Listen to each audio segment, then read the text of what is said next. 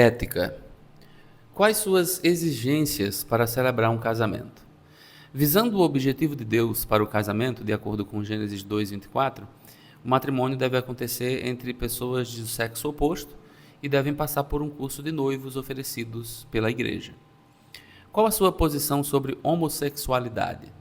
De acordo com Romanos 1:26 a 28, a prática homossexual é totalmente condenada por Deus. Portanto, também me oponho a essa prática. Qual a sua posição em relação ao casamento entre homossexuais? Um dos principais objetivos do casamento é a procriação, como podemos ler em Gênesis 1:28. Portanto, sou contrário ao casamento entre pessoas homossexuais, pois não condiz com o propósito de Deus para o casamento e não satisfaz o tipo de relacionamento amoroso que Deus planejou para o ser humano. Qual a sua posição acerca do divórcio? Em Mateus 19, de 1 a 12, Jesus deixa claro que o divórcio não é uma opção vinda de Deus, mas da dureza do coração humano. Escrevendo aos Coríntios, o apóstolo Paulo diz: aos casados ordeno não eu, mas o Senhor, que a mulher não se separe do marido, mas se ela se separar, que não se case de novo ou que se reconcilie com seu marido, e que o marido não se divorcie da sua esposa. 1 Coríntios 7, 10 e 11. Assim, levando em conta os demais textos onde Malaquias diz que Deus odeia o divórcio, Malaquias 2,16, por exemplo, me posiciono contra o divórcio, devendo o casal buscar conhecer mais e mais a Deus e um ao outro para poderem manter-se juntos até que a morte os separe. E sobre o novo casamento para o divorciado?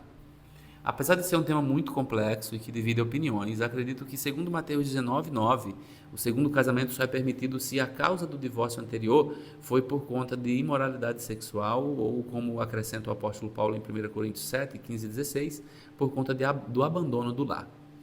O que você pensa sobre aborto? Levando em conta o Salmo 139:16 e Jeremias 1:7, o ser humano já é reconhecido por Deus como pessoa desde o ventre. Portanto, sou contra o aborto, que pode ser considerado inclusive como uma desobediência direta ao mandamento de não matar, como diz o texto de Êxodo 20, verso 13. Sei que existe uma questão de saúde pública envolvida, mas o direito à vida se sobrepõe à questão de saúde pública. O que você pensa sobre eutanásia? Segundo a Bíblia, Deus é o responsável por dar e tirar a vida, como bem diz 1 Samuel 2,6. A eutanásia pode ser considerada, inclusive, uma desobediência ao mandamento não matarás, de Êxodo 20, verso 13. O que você pensa sobre pena de morte? O Antigo Testamento mostra claramente o uso da pena de morte por parte de Deus para punir os pecados mais graves, como podemos ver em Êxodo 21, 12 a 14, Números 35, 16 e tantos outros textos.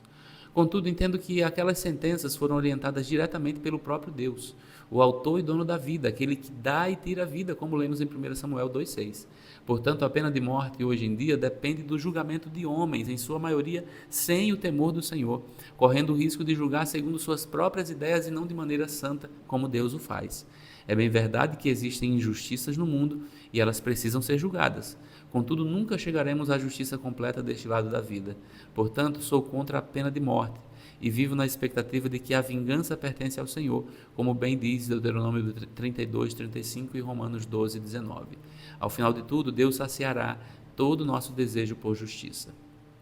O que você acha do sexo fora do casamento, solteiros ou casados? Sexo antes do casamento é condenado por Deus, tanto no Antigo como no Novo Testamento, como podemos ver em Deuteronômio 22, 20 e 21. No Novo Testamento, o sexo antes ou fora do casamento é chamado de fornicação ou imoralidade sexual, o que é totalmente proibido, segundo 1 Coríntios 6,18. O sexo foi feito para ser desfrutado dentro dos limites do casamento, como bem nos ensina todo o texto de Cantares de Salomão. Qual a sua posição acerca da maçonaria? Tudo o que sei sobre a maçonaria se resume a informações soltas e relatos de experiências de pessoas distantes do meu convívio, por isso não saberia falar detalhes sobre essa comunidade. Contudo, sabe-se que se trata de uma sociedade secreta que busca manter encoberto o que acontece de fato em suas reuniões. Apesar de acreditar em Deus e exigir que seus membros também acreditem, há divergências no entendimento de que o Deus da maçonaria é o mesmo Deus dos cristãos. Logo, isso pode ser uma forma de adoração a outros deuses, o que é certamente proibido nas Escrituras, como diz Êxodo capítulo 20, versículo 3. Diante disso, eu não participaria de uma comunidade assim e não aconselharia os membros da igreja a participarem. O que você acha do envolvimento do pastor e da igreja com a política? Quando Jesus foi questionado sobre o pagamento de impostos ao imperador, em Lucas 20, de 20 a 26, Respondeu que Deus e César devem ter o que é seu de direito, deixando uma clara separação entre igreja e Estado. Isso parece muito claro nas Escrituras, até mesmo em textos onde os autores bíblicos ordenam que os cristãos obedeçam às autoridades constituídas, pois isso existe por uma permissão de Deus, como vemos em Romanos 13, de 1 a 7 e 1 Pedro 2,13. Contudo, o pastor é um cidadão, logo ele tem liberdade de expressão para votar ou apoiar quem quiser, contanto que isso não interfira na maneira como se conduz a igreja, como, por exemplo, dando oportunidade para que seus candidatos favoritos tenham espaço para falar na igreja ou algo assim. O cristão precisa se envolver na política como cidadão desse mundo, mas a política não pode ser vista como uma forma de exercício da soberana vontade divina. Nenhum homem poderá ser o representante de Deus a partir de determinada visão política.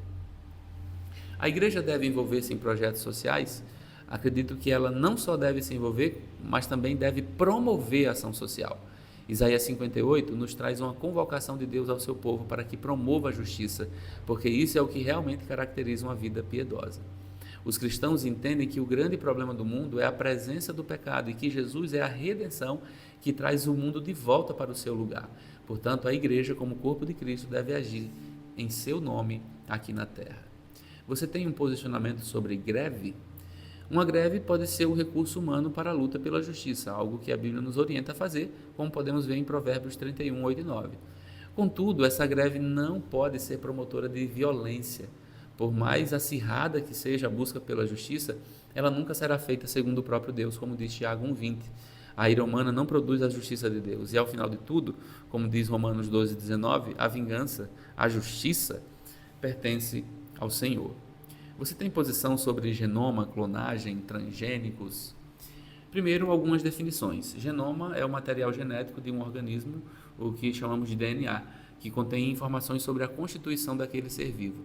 Clonagem é a multiplicação do material genético, ou seja, a cópia de um ser vivo a partir de uma célula. Transgênicos são organismos vivos que tiveram seu material genético alterado, muito utilizado na agricultura, por exemplo. Pois bem, acredito que nenhuma descoberta ou conhecimento científico acontece sem que Deus tenha permitido. Nenhum avanço humano pode pegar Deus de surpresa. Portanto, todos esses assuntos estão debaixo da soberania de Deus. Lembro do texto de Deuteronômio 29 a 29, que diz que as coisas encobertas pertencem ao Senhor, referindo-se à sua lei, é claro. Mas aplico aqui a tudo que acontece ou não no mundo, pois nada foge do seu controle. De maneira mais racional, sabe-se que a clonagem humana é legalmente proibida, pois não há certezas de correta formação do ser clonado. Acredito que o cristão deve estar a par das descobertas científicas e apoiar essas descobertas dentro dos limites da fé, glorificando a Deus, pois todo conhecimento vem dele. Ao mesmo tempo, a igreja deve denunciar quando esse conhecimento não é usado de maneira correta. Quais as características dos tempos pós-modernos? A pós-modernidade é caracterizada pela relativização de todas as coisas, inclusive da verdade.